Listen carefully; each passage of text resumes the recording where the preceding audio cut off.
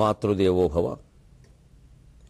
నీవా కన్పడవెంత మొత్తుకొనినన్ జగన్మాత, నీవా కన్పడవెంత మొత్తుకొనినన్, నేనే స్వయం నిర్ణయాలేవో కొన్నిటి చేసినాననుచు నన్నే నిందజేయన్. నేనే స్వయం నిర్ణయాలేవో కొన్నిటి చేసినాననుచు నన్నే నిందజేయన్. భవానీ వేరెవ్వరే దిక్కు నాకు, భవానీ వేరెవ్వరె దిక్కు నాకిట. భవన్ నీరేజనేత్రంబులన్ రేవుల్ గట్టు కృపారసం, భవన్ నీరేజనేత్రములన్ రేవుల్ గట్టు కృపారసమ్ము నన్ను పాలించుంగదే చాలదే. భవన్ నీరేజనేత్రంబులన్ రేవుల్ గట్టు కృపారసమ్ము నన్ను పాలించుంగదే చాలదే. ఏబిఎన్ ఆంధ్రజ్యోతి ప్రేక్షక మహాశయులందరికీ నవజీవన వేదం అనే కార్యక్రమంలో 343వ భాగానికి స్వాగతం పలుకుతున్నాం. మన అందరికీ జీవితంలో ఎదురయ్యే పెద్ద సమస్య, భగవంతునికి శరణాగతి చెందాం అనుకుంటున్న వాళ్ళం కూడా ఒక్కోసారి నిమిత్త మాత్రంగానైనా నిర్ణయాలు తీసుకోక తప్పదు. పూర్తిగా వదిలేసి కూర్చోలేం కదా. అలా కూర్చోమని కూడా శాస్త్రం చెప్పలేదు. నీ ప్రయత్నం ఏదో నువ్వు చేయన్నారు. వచ్చి పడిన పనిని మానకుండా చేయమన్నారు. కావాలని యాతన పడద్దన్నారు, వెంపర్లాడద్దన్నారు. ఇందులో అనేక సందేహాలు ఉన్నాయి. ఒక ధార్మిక కార్యక్రమం చేపట్టాము, మంచి పని, మరి కొంత ప్రయత్నం చేయందే పని ఎలా అవుతుంది? ఆ ప్రయత్నం చెయ్యాలా వద్దా? ఇలాంటప్పుడు ఒక్కోసారి మన ప్రయత్నం ఏమైనా బెడిసి కొడితే భయం వేస్తుంది. మన భగవంతుడు కాపాడుతున్నాడా లేదా, లేకపోతే ఈ నిర్ణయాలు ఎందుకెలా బెడిసి కొడుతున్నాయి? నీవా కనపడం ఎంత మొత్తుకొని, నేను ఎంత మొత్తుకున్నా నువ్వు కనిపించవు. పోనీ ఒరే ప్రతిదీ ఇలా చేయరా అబ్బాయి, ఇలా వద్దని చెబితే సరిపోయేది. అలా ఎవరు చెబుతారు? అలా చెప్పేవాళ్ళు ఇళ్లలో ఉన్నారు, పెద్దవాళ్ళు చెప్పినట్టు మనం వింటున్నావా? దేవుడు కనపడలేదు, కూర్చోలేదు, చెప్పలేదు అంటాం కానండి. ఇంట్లో తల్లిదండ్రి దేవుడు కదా, బళ్ళు గురువు దేవుడు కదా, వాళ్ళు చెప్పినట్టు మనం విన్నావా? మళ్ళీ వీళ్ళని నమ్మం. మనతో విచిత్రమైన ప్రవృత్తి. ఆ దేవుడు ఎవరో ప్రత్యేకించి ఒక కొత్త వేషంలో వచ్చి నేను రా అబ్బాయి దేవుణ్ణి అని ఒక విజిటింగ్ కార్డు చూపించాలి మనకి. అలా ఎలా జరుగుతుంది? మంచిది, ఈ గందరగోళం కొంచెం తప్పదు. నేనే స్వయం నిర్ణయాలు ఏవో కొన్నిటి చేసినాననుచు నన్నే నిందజేయన్. భవానీ వేరెవ్వరే దిక్కు నాకిట. నేను పోనీ సొంతంగా ఏవో నిర్ణయాలు తీసుకుంటే తప్పనిసరి అవి ఏమైనా బిడిసి కొడితే అయిందిగా అన్నట్టుగా నా మనస్సు నన్ను, నా బుద్ధి నన్ను ఆక్షేపిస్తూ ఉంటే మరి నాకేం అర్థం కావట్లేదు. ఇది మీరా చెప్పరు ఏం చేయాలో. ధర్మశాస్త్రాలు చూద్దామంటే తర్కో అప్రతిష్ట, తర్కశాస్త్రం ప్రకారం తేలేదు వ్యవహారం కాదు. అప్రతిష్ట అంటే ఒక నిలకడ లేని వ్యవహారం. తర్కించి ఆలోచించడం మొదలు పెడితే అటు విషయాలు ఉంటాయి, ఇటు విషయాలు ఉంటాయి. సమర్థించే విషయాలు అటు ఉంటాయి, ఇటు ఉంటాయి. నైకో ఋషికి యస్య మతం ప్రమాణం. పోనీ ఋషులు చేసినటువంటి న్యాయశాస్త్రాలు, ధర్మశాస్త్రాలు తిరగేద్దామంటే ఒకరా ఋషి. గౌతమ న్యాయశాస్త్రం ఉంది, రకరకాల పరాశర స్మృతి ఉంది, యాజ్ఞవల్కి స్మృతి ఉంది. యస్య మతం ప్రమాణం. పోనీ ఈ యుగానికి ఆ యుగానికి అంటారు. ఒక యుగంలో కూడా 2-3 ఉన్నాయి. ధర్మస్య తత్వం లిఖితం గుహాయాం. మొత్తం మీద ధర్మతత్వం రహస్యంగా గుహలో ఉన్నట్టుగా ఉంది, బయటికేం తెలియడంలా. అంచేత నీకు ఇటువంటి పరిస్థితుల్లో మనకి శరణ్యమైంది ఏమిటి అంటే, భవానీ వేరెవరే దిక్కు నాకిట. అమ్మా, మరి ఈ ఆలోచన నాకు వస్తూ ఉంటే నేను దైవ నిర్ణయానికి వ్యతిరేకంగా చేశానేమో, సొంత ఆలోచనతో చేశానేమో, అది ఎలా అయిందేమో, అయ్యో చేయకూడదేమో, చేయొచ్చేమో అనిపిస్తుంటే ఒక్కటే మార్గం. భవన్ నీరేజ నేత్రంబులన్ రేవుల్ గట్టు కృపారసమ్మునను పాలించుంగదే చాలదే. సందిగ్ధావస్థలో ఉన్నప్పుడు ఈ విశ్వాసాన్ని మనం పెంపొందించుకోవాలి. భవానీ భవన్ నీరేజ నేత్రంబులన్, పద్మాల్లాంటి నీ కళ్ళలోనమ్మా రేవుల్ గట్టు కృపారసం. కృపారసం రేవు గట్టిందమ్మా. మామూలు నది వేరు, రేవు వేరు కదా. రేవు దాటడానికి ఉపయోగిస్తుంది. నది ఉన్న చోటల్లా మనం దిగడానికి వీలు లేదు, లోతు తెలియదుగా. అందుకని రేవు ఉన్న చోట దిగుతాం. రేవు ఉంది అంటే అర్థం ఏదో నలుగురు దిగుతున్నారని అర్థం, స్నానం చేస్తున్నారని, మంచినీళ్ళు పట్టుకెడుతున్నారు అర్థం. ఆ రేవులనే ఇప్పుడు ఘాట్ అన్నారు. పుష్కరాల ఘాట్లు చాలా ఘాటుగా ఉంటాయి, చూద్దాం. అది ఘట్టం. సంస్కృతంలో ఘట్టం ఇప్పుడు ఘాట్ అయింది. తెలుగు మాట అయితే ఘట్టం. దానికి గౌతమి ఘట్టం, గౌతమ ఘట్టం, భరద్వాజ ఘట్టం, వశిష్ఠ ఘట్టం. తెలుగు వాళ్ళందరూ అలాగే మాట్లాడాలి. తెలుగు వాళ్ళు ఈ ఘాట్ వాడకూడదు. ఎందుకంటే సందర్భం వచ్చింది కాబట్టి చెబుతున్నాను. పుష్కరాల సందర్భంగా ఏదో ఒక కారణంగా ఇతర భాషలను రుద్దు చేయడం చాలా రకాలుగా జరుగుతుందండి. ఘాట్ ఏమిటండి? ఘట్టం అది. రేవు తెలుగు మాట ఉంది హాయిగా. గౌతముడు రేవు, వశిష్ఠుడు రేవు, జమదగ్ని రేవు, ఏ పేరు పెడితే ఆ రేవే. కోటి లింగాలు రేవు అన్నారు. కోటి లింగాలు ఘాట్ అంటే అలాగా, కోటి లింగాలు రేవు. ఆ తెలుగు మాటల్ని, ఆ భాషా సంప్రదాయాలను మనం కాపాడుకోవాలి. హిందీ వాళ్ళు హిందీవి కాపాడుకుంటారు, వాళ్ళవి కూడా మనమే కాపాడడం ఎందుకు? అంచేది ఈ ఘట్టాలు ఉన్నాయా, అది రేవు కదా, రేవులో దిగుతాం కదా. అలాగ నీ కళ్ళు కృపారసానికి రేవులమ్మ, అవి నన్ను కాపాడతాయి. ఇగో ఈ నమ్మకం ఉంటే మనం నిర్ణయాలు ఏం చేసినా, కొన్ని దెబ్బతిన్నా, కొన్ని ఎలా అయినా, కొన్ని బాగున్నా, అన్నీ ఆవిడ నిర్ణయమే అనే భావన ఉంటుంది. కాబట్టి హాయిగా ఉంటాం. నగరం ఒక్కసారిగా ఉలిక్కిపడి నిద్రలేచింది హనుమంతుడు అక్కడ ప్రవేశించగానే. అది తమో గుణం, రాక్షసుల యొక్క వ్యవహారం ఎలా ఉంటుంది అంటే, మన జీవితంలో రాక్షస గుణాలు, తమో గుణాలు, సత్వగుణం విజృంభించే వరకే ఉంటాయండి. అవన్నీ ఎప్పుడు సత్వగుణాందే బలం ఎక్కువ. ఎంత కలియుగమైనా సరే మనం ప్రయత్నం చేయాలి. అందుకే ప్రయత్నం చాలా అవసరం. కాళ్ళు జాపేసి కూర్చోమని ఏ ధర్మశాస్త్రం చెప్పాలి. హనుమంతుడు అడుగు పెట్టగానే నగరం ఉలిక్కిపడి నిద్ర లేచింది. రాత్రి సమయంలో పడుకోవలసిన సమయంలో నిద్ర లేచింది. అంటే సత్వగుణం అనేది మన మనస్సులో బాగా వేళ్ళూనుకునే ప్రయత్నం చేస్తే, విజృంభించే ప్రయత్నం చేస్తే, తమో గుణం తోక ముడిచేయడం ఖాయం. రజోగుణం కాసేపు ఏదో ప్రయత్నం చేసినా వెళ్ళిపోవడం ఖాయం. అంచేది ఆ సత్వగుణాన్ని ఎప్పుడూ విజృంభించేలా చూసుకోవాలి మనం. అంతే. లంకా నగరం మొత్తం ఒకే ఒక స్వరూపం ధరించింది. దాని పేరు కూడా లంక. అదే లంకిని. ఎవరు నువ్వో అని ప్రశ్నించింది. హనుమంతుడు అంతే స్వరంతో, అంతే గంభీరంగా నువ్వెవరు అన్నాడు ఆయన. శత్రుస్థానంలో ఎప్పుడు అలాగే ఉండాలి. శత్రుస్థానంలో అలా ఉండాలి. మనం మామూలుగా స్నేహితులు ఎవరింటికి వెళ్ళినప్పుడు నువ్వెవరంటే నువ్వెవరంటావా? ఎవరింటికి వెళ్ళి తలుపు కొట్టాం, మీరెవరంటే ఒళ్ళు మడుతుంది వాళ్ళకి. మా ఇంట్లో ఉన్న వాళ్ళని మమ్మల్ని అంటామేమిటాయా? ఇప్పుడు మనం ఎవరికైనా ఫోన్ చేసామనుకోండి, ఎవరికి చేస్తున్నామో మనకు తెలుసుగా. ఫోన్ చేసి ఏమంటే ఫోన్ తీసిన వారు మీరెవరంటే వారి కోపం వస్తుంది. మీరు ఎవరి కోసం చేశారంటే ఫోన్ అంటాడు. మనకెవరన్నా ఫోన్ చేస్తే తెలియకపోతే నమస్కారం అండి అంటే ఎవరన్నా అనొచ్చు, తప్పులేదు. కంఠం కంఠం వినగానే గుర్తుపట్టాలని ఏం లేదుగా, మీరెవరనొచ్చు. అంతేగాని మనమే ఎవరికో ఫోన్ చేస్తున్నాం, స్పష్టంగా ఎవరికి చేస్తున్నామో అది ఎవరి నెంబరో తెలుసు. ఒకవేళ అనుమానం ఉంటే ఏమండి నరసింహారావు గారేనా అని అడిగితే కాదని చెప్తారు. అందుకని ఫోన్ చేసి మీరెవరనంటే ఎవరికి చేసినట్టు. అలాగా ఎవరింటికైనా వెళ్ళాము, వారు మీరెవరంటారు సహజంగా. మీరెవరంటే అలాగే ఈయన మిత్రస్థానంలో అనకూడదు, శత్రుస్థానంలో వారింటికి ఈయన వెళ్ళాడు కదా మరి లంకకి. వాళ్ళు ఎవరన్నా ఆశ్చర్యం, ఈయన కూడా నువ్వెవరన్నాడు. శత్రుస్థానంలో అలాగే ఉండాలి. ఎందుకంటే ఇక్కడ జరగబోయేది యుద్ధం, ఘర్షణ, దానికి సిద్ధపడుతున్నాడు. ఇక్కడ మర్యాదలు వేరుగా ఉంటాయి. ఏ కాలు పెట్టాలన్నదంటూ కూడా ఓ మర్యాద ఉంది. అంటే ఆ ప్రకారమే చేస్తాడు. అందుకే దూత అయిన వాడు రాజనీతి శాస్త్రం చదివి ఉండాలి. ఎప్పుడూ గ్రంథాలు చదవకుండా ఏ పనిలోకి దిక్కకూడదు. అలాగని గ్రంథాలు చదవడం కేవలం సరిపోదు. లోకజ్ఞానం చాలా ముఖ్యం, శ్లోకజ్ఞానం అంతకంటే ముఖ్యం. శ్లోకజ్ఞానం అంటే గ్రంథపఠనం, లోకజ్ఞానం అంటే అనుభవం. లోకజ్ఞానం, శ్లోకజ్ఞానం రెండు పట్టాల్లాగా ఈనాటి యువతరం నడిపిస్తే హాయిగా జీవితం అనే రైలు బ్రహ్మాండంగా సాగిపోతుంది. లోకజ్ఞానం, శ్లోకజ్ఞానం. గ్రంథాలు చదువుతూ ఉండాలి, లోకాన్ని చూస్తూ ఉండాలి. పూర్వం చాలామంది విజ్ఞానులు ఉండేవారు, కొంతమంది వైదికులు ప్రధానంగా వేదం చదివిన పండితులు. మరి పాపం శ్లోకజ్ఞానం ఉన్నంతగా లోకజ్ఞానం ఉండేది కాదు. ఎందుకంటే వారి తప్పు కాదు ఇది. ఆ గ్రంథాల్లో పడిపోయి దాంతో ఆ తాపత్రయంలో ఉండడం లోకాన్ని ఎక్కువ పట్టించుకునేవాళ్ళు కాదు. కానీ పాపం అమాయకంగా మోసపోయేవాడు. ఎప్పటికీ వెర్రి వైదికులు అన్న ఓ మాట వచ్చింది బ్రాహ్మణుల్లో, ఇందుకే వచ్చింది.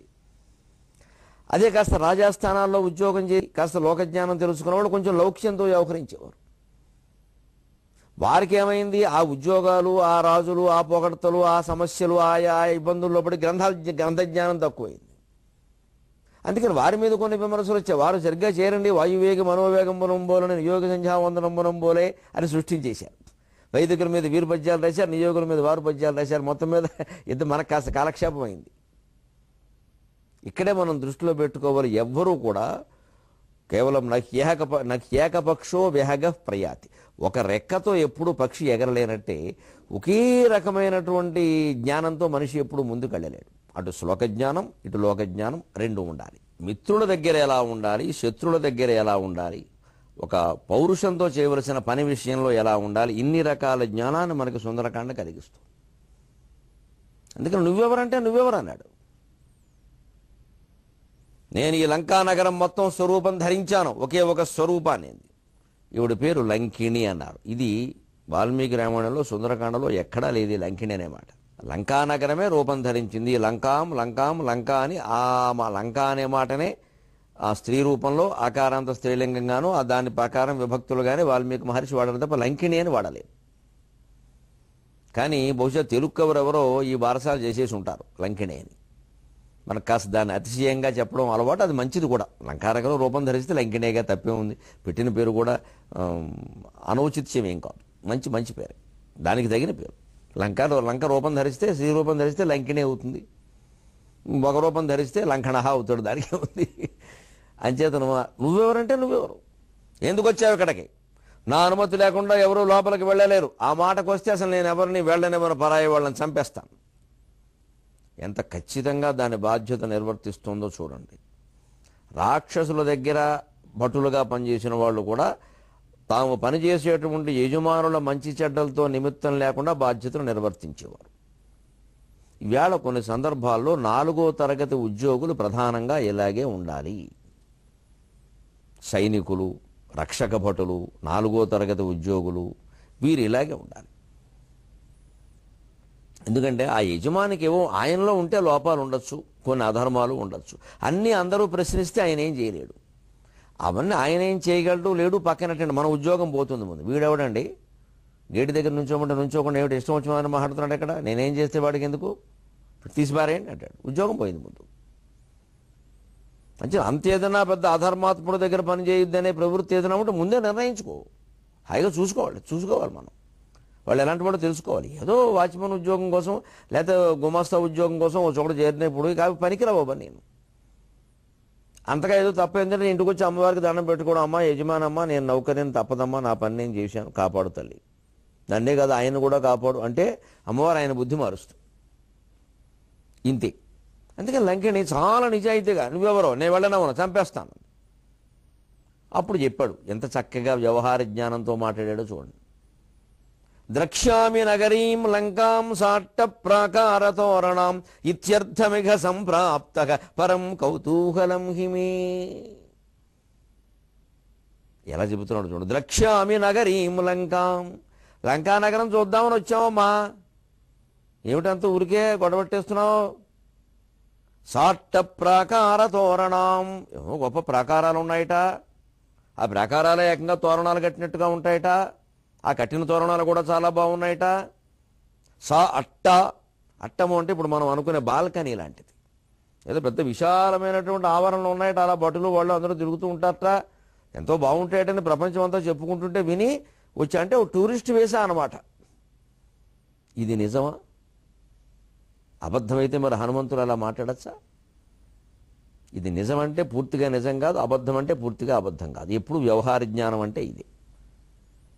శత్రువు నగరంలో ప్రవేశిస్తున్నామండి, సీతాదేవిని చూద్దామని వచ్చానమ్మా అని పక్కాగా నిజం చెబితే బతకనిస్తారండి? వెంటనే 1,00,000 మంది వస్తారు భటులు, పెద్ద యుద్ధం అయిపోతుంది, చాలా యాతన అయిపోతుంది. గెలవకపోవడం వేరే విషయం, అనవసరంగా బయటెట్టుకున్నాడు. ఇది వ్యవహార జ్ఞానం. పని ఎలా చేసుకోవాలో తెలుస్తుందని ఎందుకన్నారంటే ఇందుకే.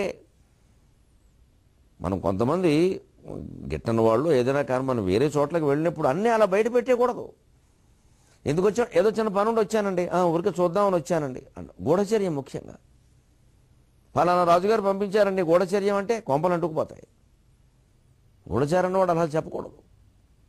అసలు గూఢచారులు ఎలా ప్రవర్తించాలనేది సుందరకాండలో హనుమంతుడి ద్వారా ఒకటి. ఇంకా ఇంతకంటే కూడా విశాఖతత్తుని ముద్రారాక్షసంలో చాణక్యుని యొక్క ప్రణిధులు వ్యవహరించిన విధానాన్ని బట్టి గమనించాలి. భాగురాయనుడు, జీవసిద్ధి, క్షపణకుడు, సిద్ధార్థకుడు, ఇలాంటి వాళ్ళని కొంతమందిని గూఢచారులుగాను కొంతమందిని ప్రణిధులుగాను పంపిస్తాడు. గూఢచారి వేరు, ప్రణిధి వేరు. గూఢచారి రహస్యంగా మారువేషంలో ఉండి అక్కడ విషయాలు తెలుసుకుని వచ్చేస్తాడు. ప్రణిధి అలా కాదు, అక్కడ ఉద్యోగంలో చేరిపోతాడు. కోవర్ట్ అన్నదానికి సరైన మాట ప్రణిధి, డిటెక్టివ్ అన్నదానికి సరైన మాట గూఢచారి. ఈ రెండు ఉంటాయి ముద్ర రాక్షసం.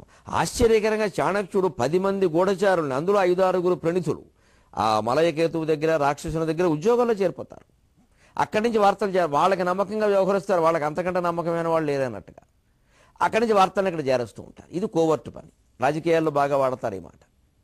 అది ప్రణిధి. ఈ ప్రణిధులకు కానీ గూఢచారులకు కానీ విషయం అంటే విచిత్రం, రహస్యం, ఆశ్చర్యకరమైన విషయం, వాళ్ళలో కూడా ఒకళ్ళకి ఒకళ్ళు ఇతరుల గూఢచారులు అనే విషయం తెలియదు. చాణక్యుడు ఇద్దరు నియమించారు, ఒక సిద్ధార్థకుడును క్షపణకుడు అని. ఈ సిద్ధార్థకుడు క్షపణకుడు పక్కపక్కనే ఉంటారు. ఎప్పటికప్పుడు రహస్య మార్గాల ద్వారా చాణక్యునికి వర్తమానాలు పంపిస్తారు. కానీ వీడు గూఢచారణ విషయం వాడికి, వాడు గూఢచారణ విషయం వీడికి తెలియదు. వీడు వాడిని మలయకేతు మనిషినే అనుకుంటాడు, రాక్షసుల మనిషినే అనుకుంటాడు. అంత పక్కాగా నిర్వహిస్తారండి చాణక్యుడు గూఢచర్యాన్ని. అందుకే చాణక్య నీతి అంటారు.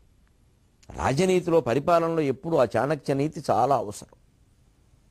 అక్కడేదో ముక్కుసూటిగా పోవడం అనేది పనికిరాదు. అందుకని ఇక్కడ రవ్వంత మాట, అంతకంటే ఇందులో అబద్ధాలు ఏం లేవు. నిజానికి అంతా చూస్తున్నాడు. ఇప్పుడు రాత్రి అంతా వెతుకుతాడుగా. వెతికివాడు చూడకుండా వెతుకుతాడా? వెతకడానికి కాకపోతే చూడడం ఎందుకు? అంచేత నిజమే. అంచేత కొన్ని సత్యం బ్రూయాత్ ప్రియం బ్రూయాత్ నబ్రూయాత్ సత్యం అప్రియం ప్రియం చన అనృతం బ్రూయాత్ ఏష ధర్మ సనాతన అంటే ఇప్పుడు హనుమంతుడు చేసింది. అబద్ధం చెప్పొద్దు. ఎవరిని మెప్పించడం కోసం అబద్ధం చెప్పొద్దు. అలాగని సత్యం చెప్పడం కోసం ఎవరిని బాధ పెట్టద్దు. మరి ఎవరిని బాధ పెట్టకుండా సత్యాలు చెప్పకుండా అబద్ధాలు ఎలా కుదురుతుందండి? అంచేత సత్యాన్నే ప్రియంగా చెప్పు. ఆ సత్యాన్ని మనం ఖచ్చితంగానే చెప్పినా ఆ చెప్పేటప్పుడు మన మొహంలో ఎటువంటి రాగద్వేషాలు ఉండదు. మేము కేవలం ధర్మాన్ని నిలబెట్టడం కోసమే ఈ మాట చెబుతున్నాం, ఇంత తప్ప మా ప్రయోజనాల కోసం మేము చెప్పడం లేదు అనేది ఉంటే చాలా ఖచ్చితంగానే వెళ్ళిపోతుంది. అది మేము చెబుతున్నాం కదా, తెలుస్తుంది కదా, అంతే. కావాలంటే ఇదిగో చూసుకోండి, ఉదాహరణలు ఉన్నాయా లేదా, మేము చెప్పేది నిజమా కదా, మీ జీవితాల్లోనే మీరు చూసుకోండి, లేదా ప్రపంచంలో ఇవాళ జరిగింది నిన్న జరిగింది చూసుకోండి. అప్పుడు అంగీకరించక ఏం చేస్తారు? ఇవాళ కాదు రేపేనా. ముందు ఎప్పుడు ఈ మనకి మేలు చేసే మాటలు మనకి నచ్చవు.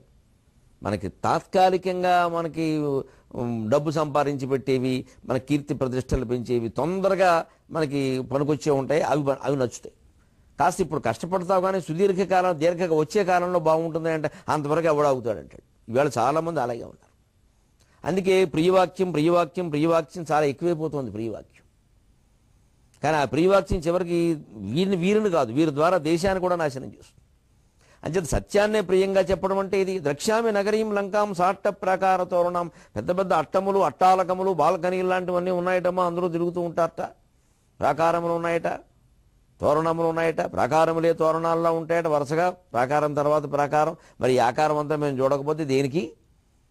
ఇత్యర్థమిక సంప్రాప్తగా, అందుకోసమే నేను వచ్చాను.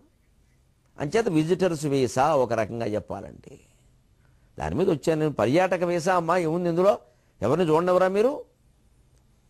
పరం కౌతూహలం హిమే. ఈ విషయం చూడడంలో చాలా నాకు కుతూహలం నుంచి వచ్చిన మాట కౌతూహలం చాలా ఉంది, నాకు చాలా కుతూహలం ఉంది. అంటే కాస్త ముందు ఆ ద్వారపాలకులుగా ఉన్నవాళ్ళని కనుక నమ్మించగలిగితే లోపలికి వెళ్ళడం తేలిక. లోపలికి వెళ్ళాక మన ప్రయత్నాలు మనం చేస్తాం. అనవసరంగా యుద్ధాన్ని కొని తెచ్చిపెట్టుకోకూడదు. సరిగ్గా ఈ భావానికి అనుబంధంగా ఒక మంచి పద్యాన్ని విశ్వనాథ వారి కల్పవృక్షంలో చెప్పుకుందాం. ద్రక్ష్యామి నగరీం లంకాం సాట్ట ప్రాకార తోరణాం ఇత్యర్థమిక సంప్రాప్తక పరం కౌతూహలం హిమే. దీనికి కొంచెం ఇంకాస్త నవ్వు మాటోడు జోడించారు, కాస్త రక్తి కట్టించడానికి విశ్వనాథుడు. ఇంతటి రాజధాని మరి ఎవరు చూడకయున్న గొప్ప ఏమంతగా చెప్పుకోననిన. ఇంతటి రాజధాని మరి ఎవరు చూడకయున్న గొప్ప ఏమంతగా చెప్పుకోననిన. ఆసురి హాస వికార రావయై, ఆసురి హాస వికార రావయై. ఎంతటి కోతివంశు, ఎంతటి కోతివంశు, ఎంతటి కోతివంశు పడగెత్తిన కాటుక మోము విచ్చి, పడగెత్తిన కాటుక మోము విచ్చి కప్పంతయుగన్ పడన్. పడగెత్తిన కాటుక మోము విచ్చి కప్పంతయుగన్ పడన్. యముని వాకిలి తీసిన ఎట్లు నవీనన్, యముని వాకిలి తీసిన ఎట్లు నవీనన్. అది సహజంగా సన్నివేశాన్ని రక్తి కట్టించడం అంటే. ఎప్పుడు కావ్య సంప్రదాయాలు అనేవి కాలాన్ని బట్టి ఉంటాయి. వాల్మీకి కాలంలో ఉండే సంప్రదాయాలు పద్ధతులను బట్టి ఆయన రాస్తారు. పైగా ఆయన కాలానికి కావ్యమే లేదు, మొదటి కావ్యం. ఆయన ఏమి రాస్తే అదే. అంతకుముందు ఆయనకు ఒక ఆదర్శ మార్గం అనేది లేదు. లోకంలో కవులందరికీ మార్గాన్ని ఏర్పాటు చేసిన వాడే సంస్కృతంలో వాల్మీకి, తెలుగులో నన్నయ్య గారు. అందుకే ఋషి వంటి నన్నయ్య రెండవ వాల్మీకి అన్నారు విశ్వనాథ. మరి అటువంటి వాళ్ళకు రాసినట్టే 5-6 వేల ఏళ్ల తర్వాత రామాయణం రాసేవాళ్ళు కూడా రాయాలంటే అలాగా. అందుకే మనం ఎప్పుడు కావ్యాలని క్రొత్తదనాన్ని ఆస్వాదించగలిగిన దృష్టితో చదవాలి, అంతే తప్ప ఈయన ఏం చెబుతాడండి వాల్మీకి అంటే ఇంక అసలు ఎందుకండి అని మాట్లాడకూడదు ఎప్పుడు. అది రసజ్ఞుడి లక్షణం కాదు. ఒక రకంగా చెప్పాలంటే మూర్ఖత్వం. కాళిదాసు చెప్పాడు చాలా స్పష్టంగా, పురాణమిత్యేవ న సాధు సర్వం నచాపి కావ్యం నవమిత్యవద్యం సంతః పరీక్షాన్యతరద్భజంతే మూఢ పరప్రత్యయనేయ బుద్ధికి. ఇవాళ మళ్ళీ కొత్తగా ఎవరైనా ఓ కవి రామాయణాన్ని నేను సుందరకాండలో ఓ ఘట్టాన్ని నాకు మళ్ళీ రాయాలని అనిపించిందని నేను రాశానంటే ఓసారి చదవడంలో తప్పులేదు. ఉన్నారు ఇవాళ కూడా అంత సామర్థ్యం కలిగిన వాళ్ళు ఉన్నారు. ఓసారి చదవాలి, చదవకుండానే అట్ట చూసి మాట్లాడకూడదు, అది కావాలి. అందుకని ఇక్కడ చూడండి ఎంత చక్కగా రాశాడో ఈయన. ఇంతటి రాజధాని మరి ఎవ్వరు చూడకయున్న గొప్ప ఏమంతగా చెప్పుకోనని మన జీవితాల్లో బాగా గుర్తుపెట్టుకో. నగలు ఉన్నాయి పెట్టుకుని దానికి దేనికండి, అందమైన వస్త్రాలు ఉన్నాయి కట్టుకోనప్పుడు దేనికండి, ఇంట్లో రకరకాల సోఫాలు కుర్చీలు ఉన్నాయి ఎప్పుడు కూర్చోనప్పుడు దేనికండి, తుడుచుకోవడానికే. అదే అంటున్నాడు హనుమంతు, ఏమిటమ్మా అంత రాజధాని ఇంత రాజధాని, ఓ వెండి అరుగులు బంగారపు స్తంభాలు వాటికి వేడియూరియాలు తాపారు, మీరు తాపారో చాపారో ఎవరికి కావాలి, ఎవడో చూడకపోతే దేనికిది. అంచేది జీవితంలో ఏదైనా వస్తువులు అన్ని అనుభవాలు మనం అనుభవిస్తేనే, లేని దానికి ఎవరికైనా ఇచ్చేద్దాం, పోనీ మనమైనా అనుభవించాలి, ఎవరికైనా ఇచ్చేయాలి. అందుకని ఏళ్ల తరబడి వస్తువులు ఇంట్లో అటక మీద దాచిపెట్టుకోవడం ఎక్కడ ఏం ఉపయోగం ఉండదు దానికి. ఇప్పుడు కాకపోతే పోనీ 6 నెలలకు ఏడాదికో ఒకసారి ఉపయోగం ఉంటే పర్వాలేదు తప్పకుండా. ఒక్కోసారి ఏడాదికి కానీ తీయని తప్పే ఉందండి. ఓ పెళ్లిపేట ఉంటుంది ఎప్పుడో తీస్తాం, దానికోసమని పెళ్ళిళ్ళు మళ్ళీ చేసుకుంటారా? అలా దాని తప్పులేదు, అలా ఉంటాయి కొన్ని. కానీ బూజు పట్టినా సరే పట్టించుకోకుండా కనీసం తలుపులైనా తీయకుండా దులపకుండా అలా మూసేసి పెడుతున్నారు ఇవాళ అపార్ట్మెంట్లు. వెళ్ళి ఇల్లు మారినప్పుడు అది కూడా మోటా ముల్లే కంపెనీ సంస్థలు వచ్చాక ఇప్పుడు వాడు వాడే అన్నీ కట్టేస్తాడు, వాళ్ళు చూసుకోవాల్సిందే, అప్పుడు కూడా తీయవు. అలాగే జీవితాన్ని ఎప్పటికప్పుడు తెముల్చుకోవాలి, ఎవరు చూడడం దానికి దేనికమ్మాయి అందమంతా అని ఒక్కసారి అనేసరికి ఎంతటి కోతి వంచు ఆసురి హాస వికార రావయ్య, ఒక్కసారి ఆవాలేలా పోవాయా ఏ కోతివయ్యా అని నవ్వింది. అది రాక్షసులు నవ్వితే అలాగే ఉంటుంది, సున్నితంగా ఎందుకు ఉంటుంది అంటే ఇలాంటి చలోక్తులు ఎప్పుడూ దాని ఉద్యోగ జీవితంలో అది వినలేదు. ఎవరు చూడడం దానికి దేనికింత రాజధాని నేను చూద్దామని వచ్చా అంటే ఆ మాటలు వ్యవహారం ఆ చలోక్తులు ఎప్పుడు వెంటనే ఆకట్టుకుని దారిచ్చేలా చేస్తాయి. ఇది వ్యవహార జ్ఞానం. మనకి ఏమాత్రం కొత్త ప్రదేశానికి మనం వెళ్ళినా కొత్త వ్యక్తుల్ని కలిసినా సరదాగా కాస్త నవ్వుతూ మాట్లాడామనుకోండి, వాళ్ళు నవ్వుకునేలా ఓ మాట, మళ్ళీ వాళ్ళని గాయపరిచేలా కాదు, వాళ్ళు నవ్వుకునేలా ఓ మాట మాట్లాడామనుకోండి, వెంటనే వాళ్ళే భలే మాట్లాడుతున్నారండి, మీతో మాట్లాడడం చాలా ఆనందంగా ఉంది, ఏంటంటే ఏం పని మీద వచ్చారు అని ఒక నమ్మకం వెంటనే ఏర్పడుతుంది. సత్యం సాప్తపది అని, అప్పుడు మన పని మనకు జరిగిపోతుంది. అది నవ్వితే ఎలా ఉందో వర్ణిస్తున్నారు చూడండి, ఎంత చక్కగా రక్తి కట్టే వ్యవహారము. ఆసురి హాస వికాసరావయి, ఒక్కసారి ఇలా నవ్వేసరికి కోతి బలి, కోతులు అంటే ఇలాగే ఉంటాయి, కోతి ఇలాగే ఉంటుంది, మరి రాక్షసి నవ్వితే అలాగే ఉంటుంది. ఇంతవరకు కోతులు ఆ వేళ కూడా నవ్వి చూడలేదు అని ఒక్కసారి అది నవ్వేసరికి ఎలా ఉందిట, హాస వికార రావయ్యై ఎంతటి కోతి వంచు పడగెత్తిన కాటుకమోము విచ్చి, ఆ నోరెలా తెరిస్తే పాము ఏదో పడగెత్తినట్టుగా ఉంది, మరి అలాగే ఉంటుంది. కాటుకమోము నల్లగా కాటుకు పూసుకున్నట్టుగా ఉంది మొహానికి, మొహం రంగే అంతా వేరే వేయక్కర్లేదు. కప్పంత యుగన్ హ అని ఇలా నవ్వేసరికి ఆ పళ్ళ పైభాగం తాలువు పైభాగం కనపడదు, కప్పు అంటే అది ఈ పైది కాదు, ఈ లోపల. ఆహాహా ఏం కోతివయ్యా, విచిత్రంగా కోతులు అంటే ఇలా ఉంటాయా అని ఏదో అనేసరికి ఆ లోపల భాగం కనపడుతుంది. కప్పంతయు కనపడన్, ఆ లోపలి భాగం ఎలా నోరు తెరిస్తే పైన 16 32 దానికి ఎన్నున్నాయో, మరి రాక్షసులు కూడా 16 ఉంటాయా కింద 16 ఉంటాయా అనేది ఎవరైనా రాక్షసులు కనపడితే పట్టుకుని అడగండి, లేదా చూడండి పోనీ లెక్కబెట్టి మీకు ఒప్పుకుంటే ఓసారి ఫోన్ చేసి నాకు చెప్పండి ఎన్నున్నాయండి అని. వాడు బ్రహ్మరాక్షసుడు కావాలంటే నేనే సరిపోతా, నాకు ధారణ బ్రహ్మరాక్షసుడు అని బిరుదు ఉంది, పర్వాలా, మామూలు రాక్షసులు సరిపోరు. అందుకని ఇలా నోరు తెరిస్తేట యముని వాకిలి తీసిన ఎట్లు నవ్వినన్, రాక్షసత్వం అనేది యముని వాకిలి, తమోగుణం అనేది యముని వాకిలి. తమోగుణం మూర్తిభవించింది, నిద్ర, ఆలస్యం, బద్ధకం, క్రౌర్యం, హింస, ఈ భావాలు మనలో చేరుతున్నాయి, ఈ అలవాట్లు మనలో చేరుతున్నాయంటే రాక్షసులమైపోతున్నాం. మనం నోరు తెరిస్తే యమధర్మరాజు వాకిలి తీసినట్టుగా ఉంటుంది. ఇది విశ్వనాథ భావన, ఇది రామాయణ భావన. అలాంటి లంకిణిలాగా రాక్షసుల్లాగా మనం ఉండద్దు. చక్కగా ఆంజనేయ స్వామిలా ఉండాలి. ఆయన నవ్వితే ఎలా ఉంటుందో ఇక ముందు ముందు వర్ణిస్తారు విశ్వనాథ్ వారు. చూద్దాం మనం ఎంత అందంగా నవ్వుతాడో స్వామి అసలు. అలాగా ఇప్పుడు సత్వగుణం మూర్తిభవించే వ్యక్తులుగా ఉండేటువంటి ప్రయత్నం చేసి లోకాన్ని కూడా చక్కగా ఆనందమయంగా ఉండేలా చేసుకుందాం మనం అందరం. మళ్ళీ 23:30 గంటల్లో కలుద్దాం. అంతవరకు తెలుగులో మాట్లాడదాం.